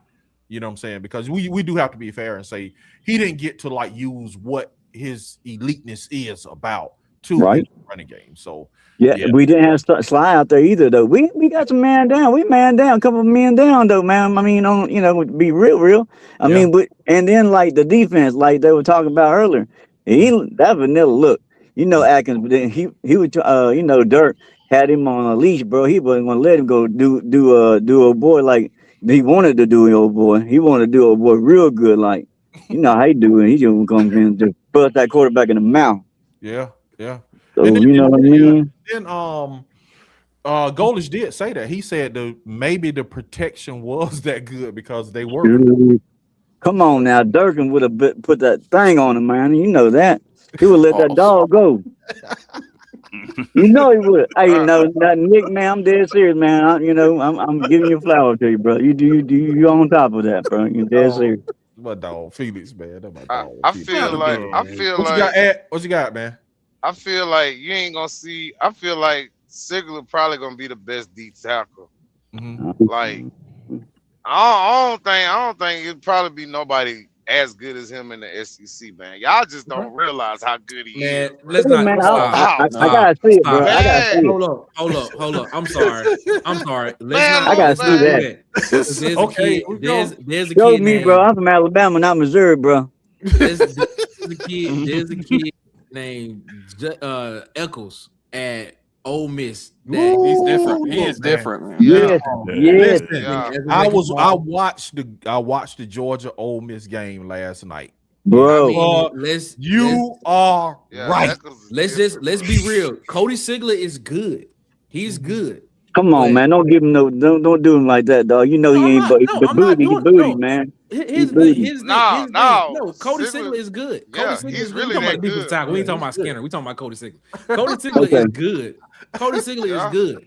But there's a kid at Ole Miss by the name of Eccles who I think is gonna be one of he's gonna be a top draft pick. He's gonna be one of the top guys taken in the NFL draft. Nasty little dude. You know what I'm saying? Like, I mean, I get what you're trying to say, but come on, man, we got to be objective about that, man. I ain't keep it 100, man. Keep it 100, man. Come on. Keep it in a book. Keep it in a book, right? All right, man. You're right. Eccles is a different breed, bro. Man, look. But from what I seen yesterday, bro, Cody Sigler's he's not that bad, bro. Like. Come on, man. He's bad. Like, what you mean? Yeah, what I'm saying is. Don't water me down, bro. Don't water me down, bro. Come on now. No, what I mean by not that bad is. You mean not that great? He gonna be probably a top. He gonna be a top 5 defensive tackle, bro, in the league, bro. A top 12, man. Come on now. He's not that bad. Wait a minute. I ain't saying he's Okay. A top 10. I give you a top 10 then, man. That's about it. That's all I give you. That's I'm it. telling Funny, you, That's man. all I'm giving you, bro. he gonna be a top 5, man. Booty, man. That man booty. Hey man, You know what, man? hold up, man. Mike He a McKinney said, defensive "Look, tackle? rock and roll, man." Mike McKinney said Right. he He was gonna praying. be Mike McKinney said he was top praying for 5. Cody Skinner. Oh, he's talking about he was praying for the offensive Oh, line. Skinner? Praying Oh for yeah. Skinner. Oh Yeah, yeah. it was specifically Cole Skinner. I'll take Mason. I'll take Mason from last year from that dude, man. Oh yeah, he talking about Skinner. So, Felix is talking about Cody. Yeah, he talking about Cole. He talking about Cole. Cole Skinner. Yeah. And Yeah. he's talking Not about Cody. Cody Sigler. Oh, okay. Then. My bad, man. My bad. I ain't mean it, man. I ain't mean it. But I'm just saying. Y'all know what I'm talking about, man. Yeah, we know what you're talking about. We know what you're talking about. So, bro, what? Oh man, Just from listening to y'all, man, I don't have much faith in us in the Georgia game. Oh, come on. I didn't. I said that's L, bro. That's an L. And the games following that game. Because I'm not gonna say that. I'm not gonna say that, man. well, hear me out. We talking about our offensive line who we have one player in Stan Ramil who can't go. Mm-hmm. The other one that can't go is a freshman, right? One player in the offensive line has shuffled the offensive line so much that the entire right side is ass. And this player is injury prone. Let's be real.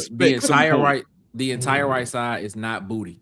It's just the right guard. No, it's not. It's the right. guard, Think about bro. this. He's the closest to the quarterback. So, and I'm gonna be honest. Right, I'm gonna be honest. Think about if you got Ramil. Think about if Ramil is serviceable, and then you got the freshman backing him up. but he's not serviceable. No, but Serviceable His means availability booty. is the best ability. He's been hurt every Right. single thing. I portion get of it, his but career. He's I'm hurt just now. saying, Yeah. Think about this: that if you did get him and he's serviceable, and you slid Ty Buster in at the guard position, the guard That's exactly what I was about to offensive say. line Yeah. looks totally Yeah. different. Yeah, you're gonna look. True. You're gonna be Yeah. pretty What I'm good. saying You're gonna be is, pretty what I'm good. talking, I what I'm get that. talking about mid-season, in November, that is when these injuries creep up. And this is an injury-prone player.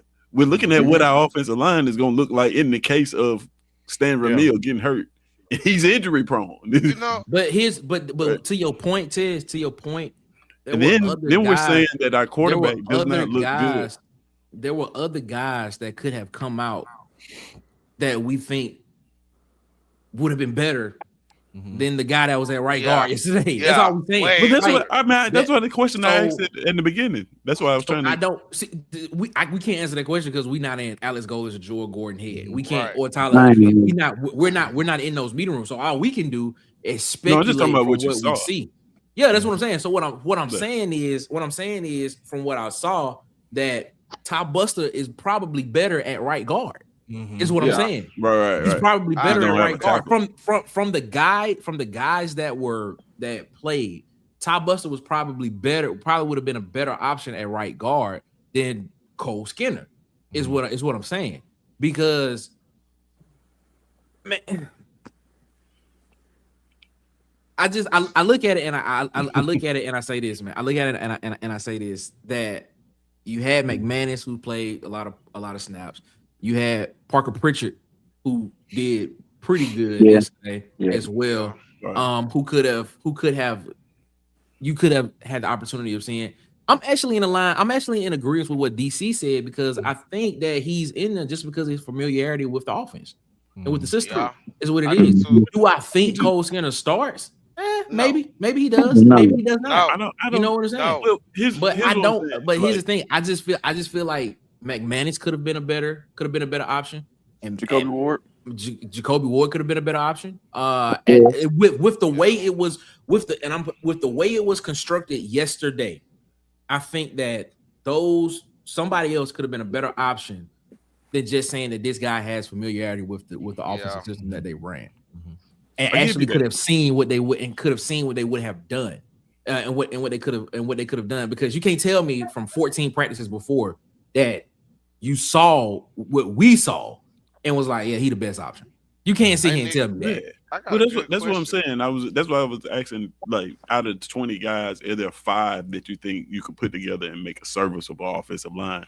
As we know, we have 3 of the positions. Man, that word serviceable, man. That hurts me. Is that serviceable? Serviceable means to me, man. It means like not like. I mean, serviceable means booty. I'm just no. I mean, I don't like serviceable. Serviceable means like the 3rd string, 2nd string. I want better than serviceable, man. You know what I mean? I want like. Well, we got what we got in the room. We can't go out and get more guys. I'm not saying that. I'm just saying. I mean, no. I know that you can't change the room now unless we buy more players, man. I mean, and that is not going to happen. Spring. We don't have a spring thing no more. Thank God, because it would been ugly. But anyway, I know this is off the subject, but didn't we see better passing, like catching the ball, receiving the ball? You know, he had time. Yeah. Sometimes he didn't have time. I mean, but we did see, you know, a good, not a great, but a good offensive, like, you know, where he was throwing the ball, catching the ball. And then number 10, the young man, he was going on. I mean, to me, maybe not the young, but that dude right there, that Ty, whatever his name is. Hey, man, I mean, if the question is, would I take what we have right now over last year? I would take what we have right now. That's my question. Absolutely. There you go. I don't know about like. So here's the thing. Like, what I'm saying is, come back to that. Yeah, what I'm saying is, I'm not saying that these guys are trash on the offensive line. I'm just saying, like, a couple injuries puts us in a situation where we got to start moving some people around. Mm-hmm. And we kind of see what that looks like in spring practice right now, and it doesn't look particularly good. Right? No, it don't. In the SEC, you're gonna have some injuries along the offensive line. We're gonna face the SEC, of course, man. This is brutal. It's just gonna happen. And then on top of that, on the other side of the football, you telling me that the quarterback, he looks good, but then he wasn't able to run the ball, so you took away his skill set. Like the entire year, teams are going to be gearing towards taking away. But I mean, you didn't let him run, man. He wasn't able to run for real. But yeah, but there's not going to be a team that we play that's not going. He's not going to be focused and say, "Hey, don't let this dude run the football." Sometimes he's going to be successful, but there are some teams that's not going to let him run the football. What does our offense look like then?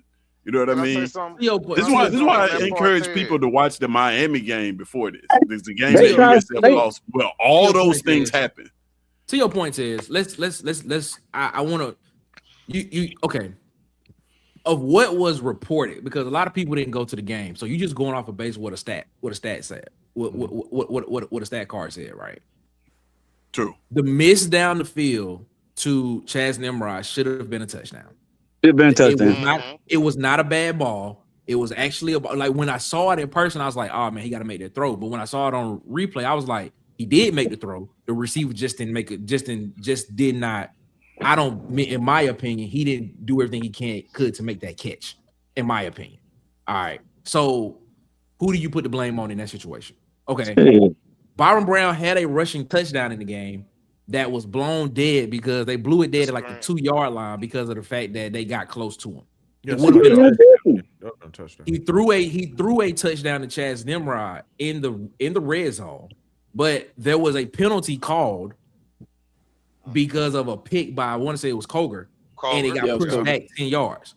So you only, like, if you were not there and you didn't see that, what we saying right now, it does sound like it's questionable and things, stuff of that nature. I'm just saying from watching both quarterbacks, when we talk about the quarterbacks, from watching both quarterbacks play, the reason why the offense moved a little bit more fluidly to me with Tia is because Tia is more accurate with the football. I got you. Than what I mean, in the mid range than what Byron Brown is. Now, when Byron Brown got to put the ball down the field on the line and get it out to a receiver, he can do that.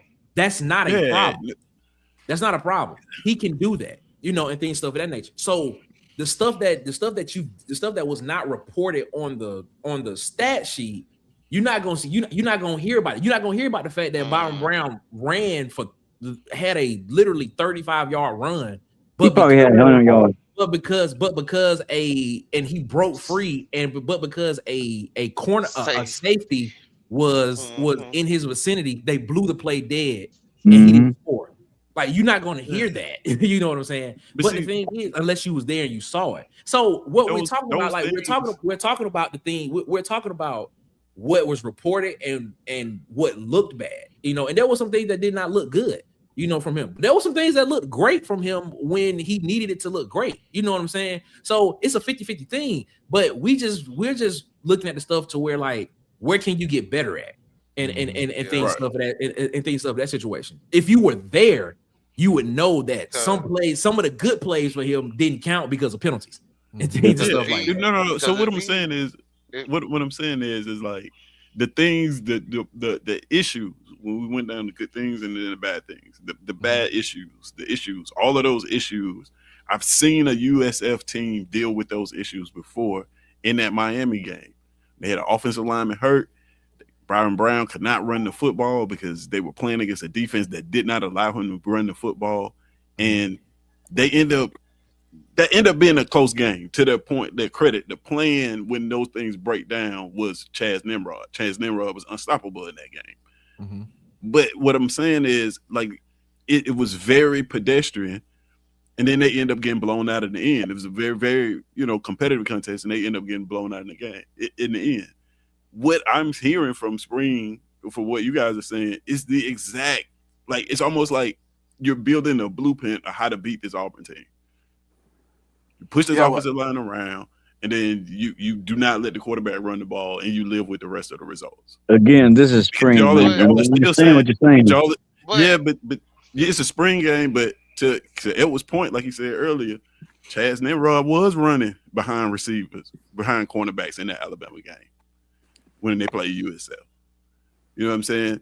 Some of those things did happen in that Miami game. And you guys said that sometimes it's happened. It had happened in the spring game. He was wide open. Yeah. So like this is not just I'm listen, trust me, I want to bug out. But like I'm just hearing the path to our defeat.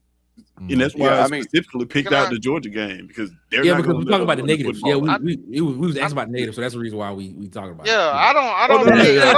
I don't. It's not as bad as it sounds. Like, okay, thank you, take for example, like Nick said with the 2-yard run. So when he had the touchdown run, the interception would have never happened. With, exactly, Smith. That's a good point. It would have never happened. I give you that. With the 30-yard run, Nick talking about, man, come on now. Byron Brown on the safety, which one you picking to win? Byron all day. And that was probably another touchdown. So really, he probably had 2 rushing touchdowns. Truck stick, not gonna bro. lie. As far as passing goes, like I said, I wasn't there in the first half. But from what I heard, it's not as bad as people trying to make it sound or make it seem like, because what they're not talking about is Singleton didn't play for like 5 or 6 drives. But when he got in there, Byron Brown threw to him 3 straight times. Yeah, Singleton didn't play for the first quarter. He didn't play for the first quarter, but as soon as I don't think that Byron. That's what I'm talking about. As soon as he got in, Byron Brown found him often. Yeah, that's what I'm talking about. The actually caught the ball and ran with it. You know what I mean? Like I don't want to put that out there. Like I think he like Nick says, when he throws the ball, it gets to where it's the intended target. It doesn't look as pretty as some of the other quarterbacks. So I'm not saying that he's not a capable quarterback at all. But there are trends.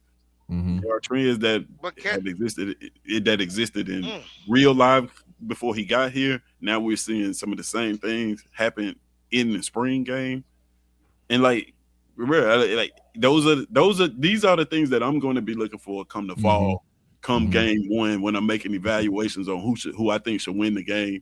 I'm going to be looking at, okay, can this team stop Byron Brown from running the football? Right? If they can stop Byron Brown from running the football, then our offense is pretty mediocre. It's pedestrian, right? Under his tutelage, if he cannot run the football.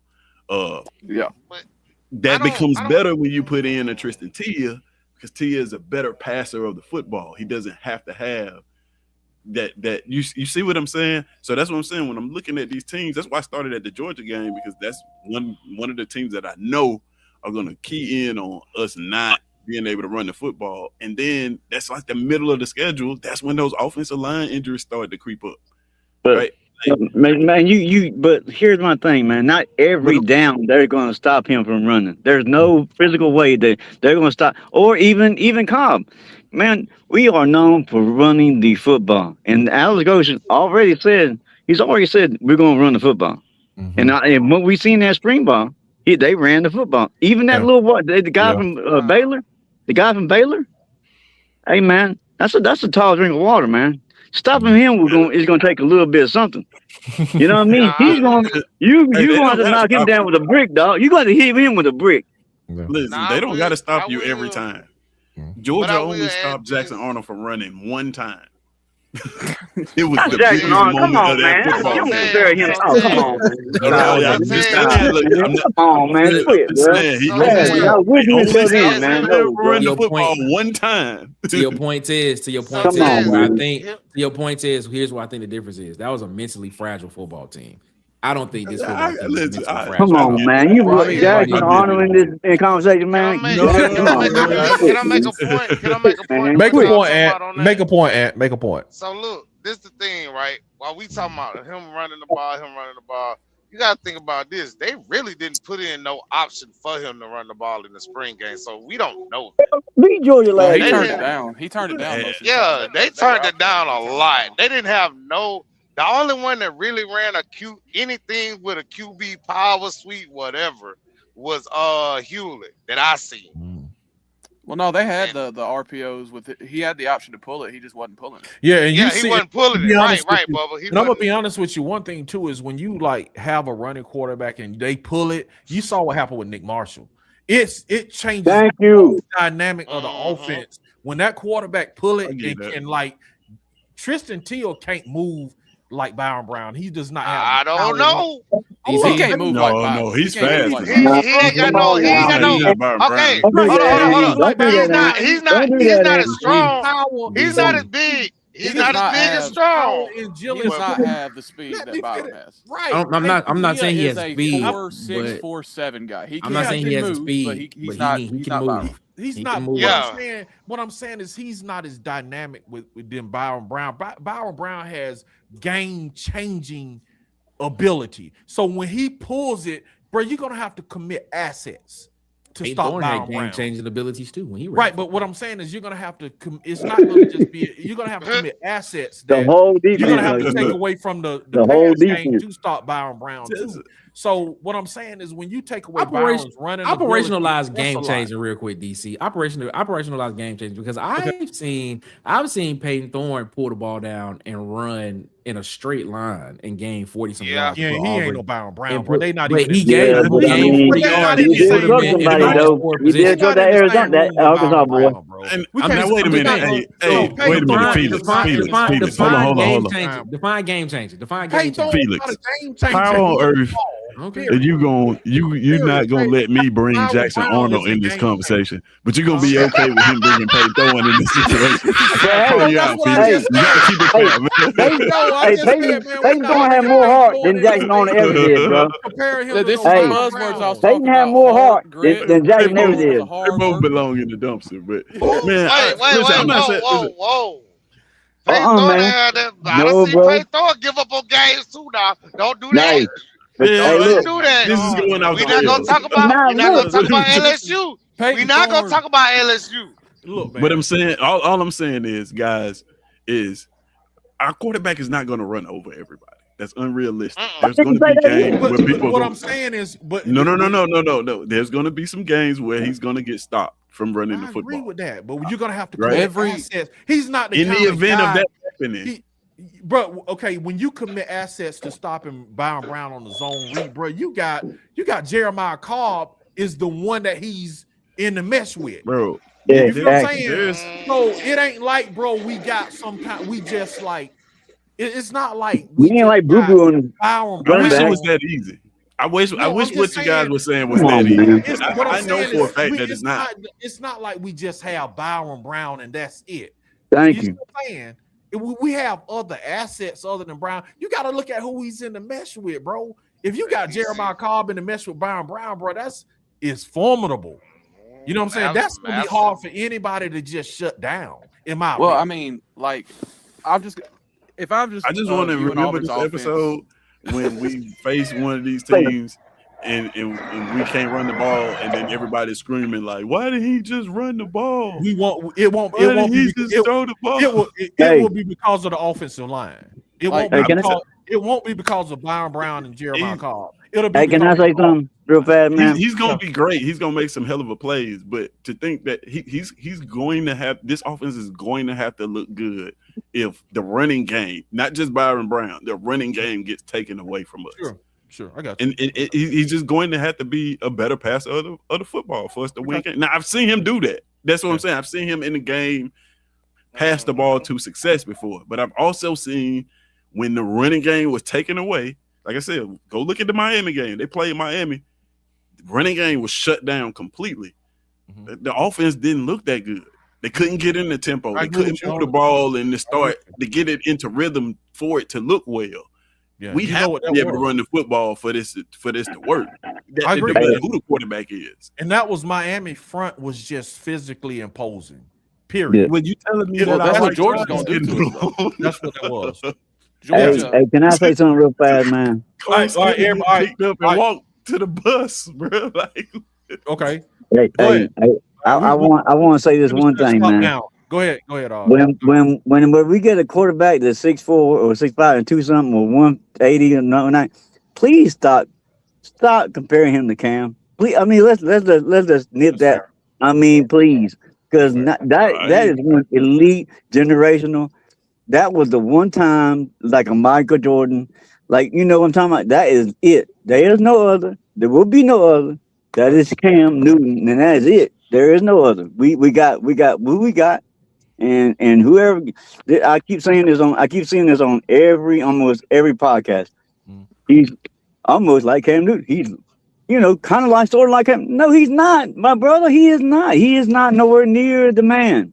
That is the man with all the championship rings and all that. So please, for God's sake, for the love of God, he is not Cam. And I'm about to say something that's about to just kind of like be the antithesis to what you just said.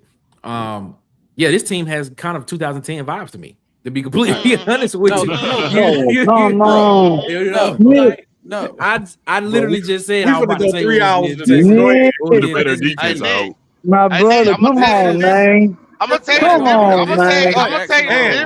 gonna tell you. Listen to what I just said. Listen to what I Go just said. I just said they have 2010 vibes to me. That's all I'm With a saying. better defense. Bro. what does that even That's mean? all I'm saying. Yeah, I ain't lying. What does that even mean? I think It this means that the team. I quarterback think. is the catalyst. Thank you, Tez. Thank you very much for what I'm saying. Damn, Nick. Thank you. Somebody understood what I was saying. I'm not saying this team is gonna win a national championship. My I'm bad. just saying, Daggum, Nick. I just think Well, this we gonna team go where has- Brian Brown takes it. Exactly. This team is gonna Yeah. go wherever Byron Brown takes them. That was the whole point of me saying that. You couldn't just And say this that. You couldn't defense- just say that. You didn't say that though, Nick. You didn't say that though, Nick. Because Man, the you didn't say 2000 that though. because the quarterback in 2010 took the team all the way to a national championship. Yeah, I mean, but that was a. Oh, You Nick, didn't have come to on, frame it man. that way, though. Well, I did. So people feel the way that you want to feel about it. I framed it that way, and that's All right, how I man. feel. And I feel that way of framing it that way, and I feel great of saying that. If Okay. this team, if the quarterback is very, very good, Dang, he Nick. has an opportunity Dang. of being, I think, has a very high ceiling. If it's not as good as people, if it's not as good as is advertised, it's gonna be a It's gonna be bad ugly. Ugly. Ant, any final words, Ant? And we're gonna bring in the rooster. We're gonna bring in the rooster for the final word. But Ant, you got any final words? That's it. Hey, man, I kind of agree with what Nick just said. Just Okay. a better defense. Man, come on, man. Felix, any final words? Come on, Nick, man. Come on, man. Bro, get off of it, bro. I explained to you why I said what I said. Like, come on. God, dog. Jesus Christ. Lord mercy. Y'all sitting here like I said they're going to win that championship. I just said it in my mind. Oh, my God. Kid, I know you probably eat some black eyed peas. Any final words, man? This has been hilarious, bro. Any final words? Man, I just been sitting back listening and laughing on mute, man. But Oh, man. there's been my final word is, you know, I ain't as down as what it may seem. You know, Yeah. I think these things just need to be cleaned up for us to get to where we need to get to. I think, you know, our head coach, he knows shit. He knows that. And I think, you know, he gonna get it cleaned up. You know, I agree with what everybody says. Ted says something, you know, that's the blueprint. And I get what Ted was saying. Ted is saying what happened in these games where Byron Brown got the pass to beat teams. That's just what he getting at. You know what I mean? What happens when you go up against these defenses, a Georgia or Pete Golders?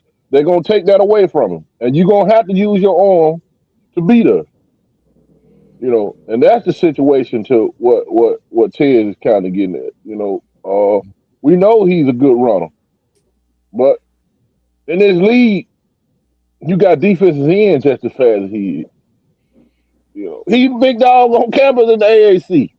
And I'm gonna keep saying it. It's a different level to this, whether people want to accept that or believe it or not. Yeah, you know, you got a guy you got a guy like Jared Smith that just coming off the edge at the fastest Byron Brown. Because Byron Brown not a speedster. You know what I mean? He's a straight line guy. That once he get his momentum, you know what I mean, his size and momentum, he run over somebody. But he's not a 4.4, 4.5 runner. That ain't what he is. He's probably high 4.5. No. Yeah, I think, bro. He ain't no 4.5 runner. He stumbled too much. He trip up over his feet too much to be a 4.5 runner. 4.5 runner. He ain't gonna trip on the 40 though. Like I don't think he as fast. He's not as fast as Jackson Arnold. If we want to be completely truthful now. That's disrespectful. Straight line speed. He's not. Man, stop that, man. What? He's He's a not. 4.5 guy. And I seen Byron Brown juke down to the whole defense. Y'all know, y'all do know. Who did DC tell to get a take to? Let me give me my take and let me get out of here. Stop interrupting me, please. My bad, man. You know what? I'm out, man. Y'all have it. I'm gonna listen to y'all. I can't talk when I get. I'm like Charlton White. You watch Charlton White interviews. Anytime he get an interview and the folk don't want to let him talk, he get the hell on. No, I'm out. Catch y'all next week. Y'all talk. Hell without. Catch that out of line. I'm out. Dang, gone, bro. Come on. I was gonna say this. Y'all do know Cam was a 4.59 guy in the 40, right? Yeah. That's plenty fast, bro. That's plenty fast. 4.5. I mean, That's a tall dude. That's a tall dude, man. Yeah. They both about the same. They both around the same height. So yeah. Hey Dixon, turn your camera off because it's gonna throw the whole. Wait. Who's Dixon? I don't know. We're gonna find out. Yeah, You better. Nick You better. knows. You got to be careful. You better be careful. Who's this? Okay. Nick got twice on the same live. By who? Better be. We don't know. You better be careful. Dixon, turn your camera off. Better be Hey, careful. Watch out for the slurs. That's it. That's all I'm saying. Dixon, turn your camera off. You hear me? Yeah, we'll bring you on. You turn your camera off, Dixon. Anybody else with any? Rooster. I see Dixon, man. Chloe, turn your. I see you in the on backstage, Dixon. Red flag. That's a red flag. Bubba, go ahead. He said red flag. Where's the Rooster? Rooster, where you at, bro? Talk to me. What's happening, DC? What's happening? Rooster? What's up, gentlemen? What up? You got to close the statements unless Dixon come back. I haven't seen or heard any coverage on A-Day up until the show started. I was a little distracted with my beard getting mollywopped Friday. But it's terrible. Hey, if you follow me on Twitter, you'll see a post I made about post-traumatic beard getting effed up syndrome. Yeah, it's a real thing. Check on your bearded people because these things be like that. Okay. But just I basing take your it word off. for it, man. I take your word for it. Oh yeah.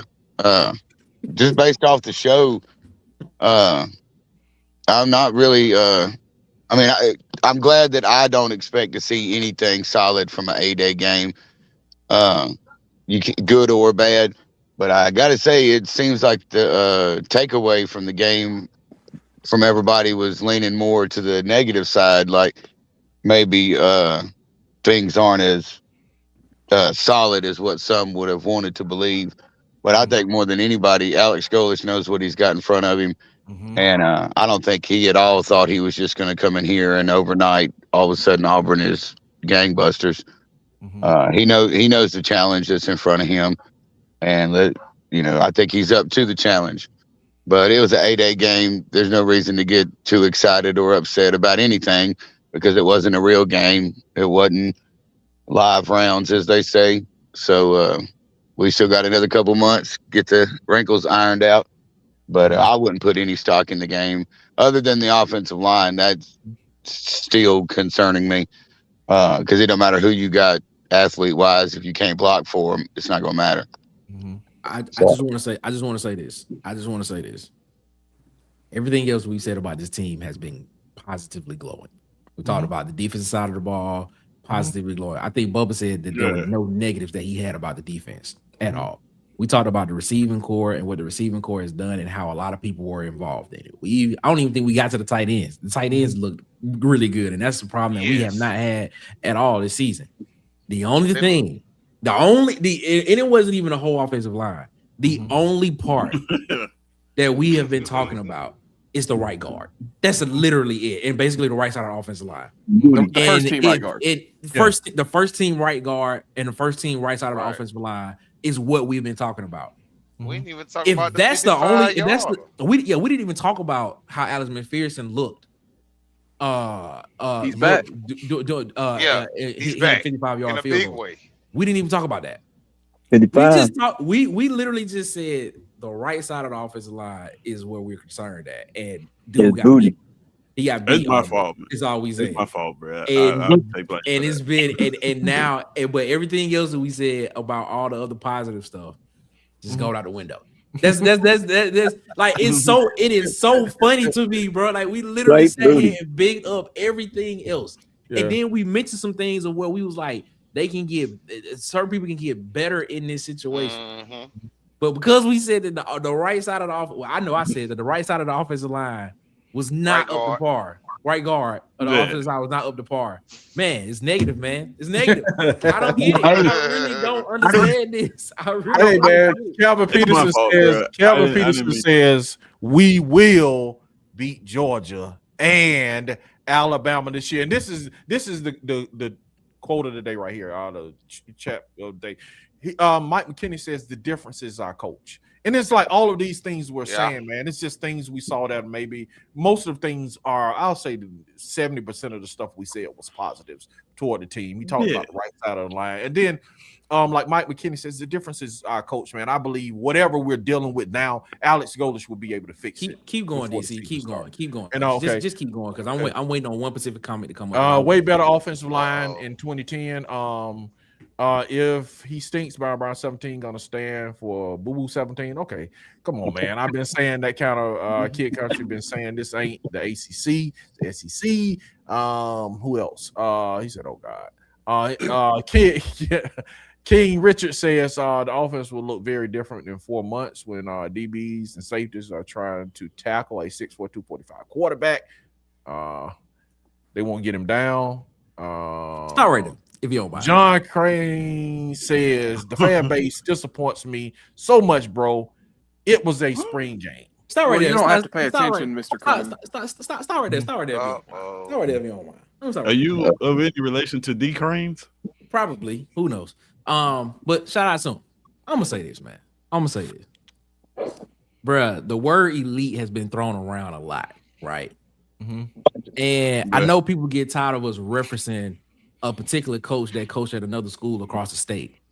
But do y'all not know that this man literally, like, this is well documented that in order to win, you have to be obsessed with this thing. You have to be obsessed with this. Like, to say that this is just a spring game, bro, it's not just a spring game, bro. If you are trying to be elite, right? If you are trying to be an elite program, every single time you step on the field, it's an evaluation. In the military, they tell you every single time you are being evaluated every single time something happens. That's right? true. So if we are trying to be an elite program, stop saying it's just a spring game. We're trying to evaluate people all the time. The previous coach at the team that's across the state was literally on a private jet watching Auburn spring game. Trying to find something that he can use to be better against the team. Stop saying it's just a spring game. It matters, bro. Yeah, and Alex Goldish's not saying it's just Alex Goldish's not saying it's just. If the coach is not saying that, bro, I have right to come on here and feel the exact same way that he feels, bro. Yeah, the coach is not saying that. It's an evaluation point, and that's the problem that's been with us, bro. Auburn fans have just been cool with just being like, oh man, it's just a spring game. It's just this. It's just that. It don't matter. It's gonna get better. No, it hasn't. It hasn't gotten better. But we've been having this same thought process for the longest, bro. It's an evaluation period. And if we can't critique the team that we watch and spend money to go see, man, shut up, bro. That part right there, just that makes me upset, bro. We just got to have a whole new mindset around this team and around trying to win, bro. It's just been a culture of losing in this team, and we have been sitting here talking about it for at least 3 seasons since we've been doing it. And it has been so disgusting and so depressing to literally watch your team that you cheer for be close in games and still lose. Come on, man. We got to stop saying stuff like that, bro. As a fan base, bro, everything is an evaluation, and just take it as that. If you don't like what we say, fine, cool. But don't say it's just a spring game. Don't say that. We got to stop saying stuff like that, man, because that coach was literally watching an Auburn spring game trying to get tips on how to beat that team. Come on, man. If you got to be obsessed with something, bro. Even in this podcast stuff, you got to be obsessed with this, bro. And bro, we made fun of somebody for saying something on that, but you got to be elite in everything that you do. And he was the one that put the elite that put the buzzword elite on this on here, bro. We got to stop doing this, bro. Like, for real. So the coach want to be elite. You got to change the mindset. The fan base should expect elite. D-Lev says, great show, fellas, man. Talking about watching Auburn on the jet. No, we're talking about Nick Saban, bro. He's not. We're not talking about seriously. I wonder what y'all. I don't even say that name, dog. I just wonder what y'all group chats look like. So, like after spring games and stuff, y'all just talk about all the great things about Auburn. Like, so you never say anything. I wonder when people say that you never say anything bad about the team, even in casual conversation. When you talk football, it's just all the great things about your team. Like I never got that. Well, the coaches are not doing that, man. Why do you expect us to get on here and do that, bro? The whole point, bruh, I don't get it. If you ever sat in a position meeting, which I'm pretty sure some of y'all have not, the one thing coaches do is they will sit on replay and look at what you did bad, and they will replay it 3-4 times over, and then tell you why they should take your scholarship from you, bro. I think that's it. They do that all the time, bro. But because you have not been in one of those position meetings, and because you have not seen something like that, and that they have that type of mindset, you could have done everything good in practice. You could have done 99% of everything that you did good in practice. But that one play where you sit there and you mess up, that position coach will literally replay that thing 7, 8, 9 times and tell you, man, I should take your scholarship. Go get somebody else. But we get critiqued because we being critical of what we saw. Man, chill out, bro. Yeah, football is a game where the small things make the biggest difference. Like Nick, you played linebacker, right? Yes. One false step, you're out your gap, and that's a house call. You know that. Yeah. Football is a game that is won by individual reps, consistent individual wins on consistent individual reps. You will not win games with the mindset of, okay, we're just gonna forget about that one and move on to the next one. Yeah. He said be sharp on the same stuff, man. I didn't know that. He said it's just practice. You're right. In practice, you practice how you play. That is point of good practice. Yeah, it makes sense. And we have a right to be critical because guess what? We spend with everybody talk about this whole new era of college football and how it's getting more expensive to go play tickets and all that stuff getting more expensive. Don't you not, when you spend your money, do you not want to go see these teams win a game? Are you tired of going to a game and then when you get in the fourth quarter, you be like, oh, it's a close game, but we're gonna find a way to lose this? Are you tired of that? You spending $300 to get there, you spending probably more on tickets to go watch the game, and then you got to feed your family. If you taking your family with you, you probably out $1,000 on a weekend to go see Auburn play, and Auburn keep losing. Come on, man. And they go out here and you get the Kentucky game. Bro. Yeah. Sometimes you gotta put stuff in it. You gotta put stuff in perspective to where it actually where people actually feel it. When you spending $1,100 on a weekend to go see your favorite college football team play and they lose, and then you leave and just be like, "Oh, people don't care." Come on, people don't care because a lot of people aren't going to these games. So what you're speaking of is foreign to a lot of people, right? That's why that New Mexico State game hurt so bad because like that game was cheap and it was a lot of people only opportunity to ever see this team play. Exactly. And you go out there and wet the bed against a group of 5 opponent, like it just rubs everybody the wrong way. But bro, don't worry. Nick is saying is spot on.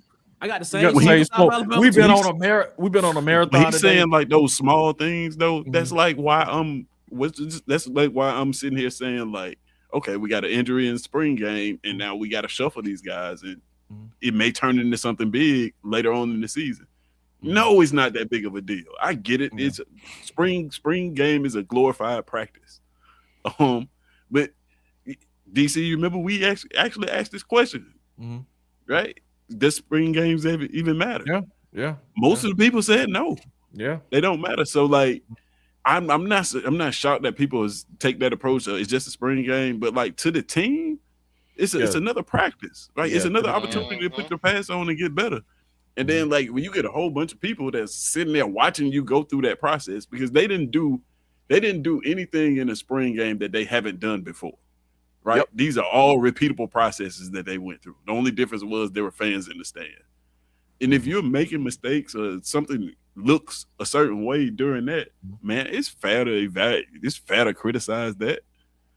Like, it ain't like we criticizing the winning team. You know what I'm saying?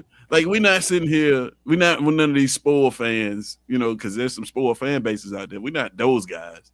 Georgia. Like, bro, we won 5 games last year. Yeah. You're damn right. I'm looking at every single part and criticizing every single part of it, bro. Like, I mean, come on, man. I mean, like I said, I wonder what the group chats look like. Y'all group chats look like. And Brandon Webster says, man, it's the same thing we said about, you know, they didn't let him run, man. So he's limited. But go ahead, Tez. I want to bring in Dixon, but Dixon, you got to turn off your video. You got to turn off. We can only accept audio only. I want to bring him in so bad.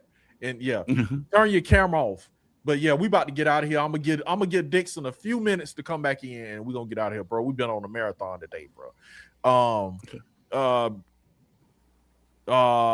Brandon, he said he was there. Brandon Webster says he was there. And the spring game shows the fans what is going on and getting crowd noise, and they will have to deal with spring. Yeah, I agree.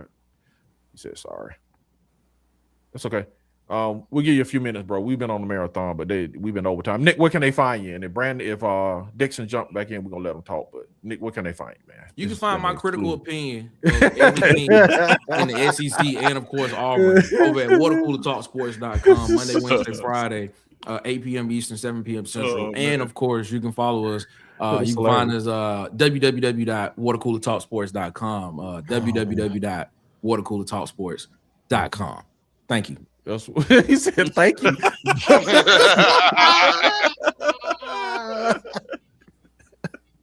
Bubba, where can they find you? This has been a great show. Just real quick for all the fans out there, you know, football's not your desk job, so you can't, you know, just stay at that B+ worker level. But you can find me at Bubba and Old Man on YouTube and Twitter. That's what's up, man.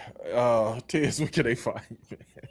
Oh man, you can find me at It's SECZN on all platforms, man. And what can they find you? Somewhere in America. Somewhere in America. Somewhere in America. Somewhere in that Magic City. Nah, he had that. Nah, he had that. I was just. Nah, y'all know. Y'all know what Aunt B over there off of Fulton. Off of Fulton. Oh, watch yourself. Watch yourself, Nick. Watch yourself, Nick. Watch out now. You're doing a little too much. You're doing a little too much. Dixon said the defense is nice, man. I can't get. I want to let Dixon get in so bad, man. He said LSU canceled their spring game. I wonder why. It just shows you Lane Kiffin's mentality. Okay, not surprised. Who else? Rooster, man. What can they find you, Rooster, man? Rooster, where can they find you? Hello. Rooster doing the ant, man. Rooster. Man, come on, DC. God. And you do it, bro. It's man, like, I'm going on mute. Don't worry about it. I'm going on mute. He gonna do like Elwood. He said he going on mute, bro. That's crazy. Y'all can check Elwood out, man. Check out Chef Country Outlines, man. Toggleville, man. What is the address, Nick, man? 2371 Highway 14, Toggleville, Alabama. That's the address. Oh, man. And then when y'all go in there, you know what I'm saying, make sure you don't overtalk Chef Country because he just gonna shut the restaurant down if you overtalk him, though. I'm DC Wolf, man, and I'm the ringmaster of the circus. Auburn Addicts-TV, man. Join us every week for Have You Heard Auburn News Today, 6 p.m. Eastern Time, 5 Central on YouTube, TV, and other channels, man. Check us out everywhere. This has been a great one, y'all. Let me see it. Man, Dixon's still not in. But all right, man. Dixon. Call in next week when you log in and hit the link, man. When it say allow cameras, just say no. Like that. We'll get you in next week, Dixon at 6, man. We'll see y'all. Peace. War Eagle, y'all.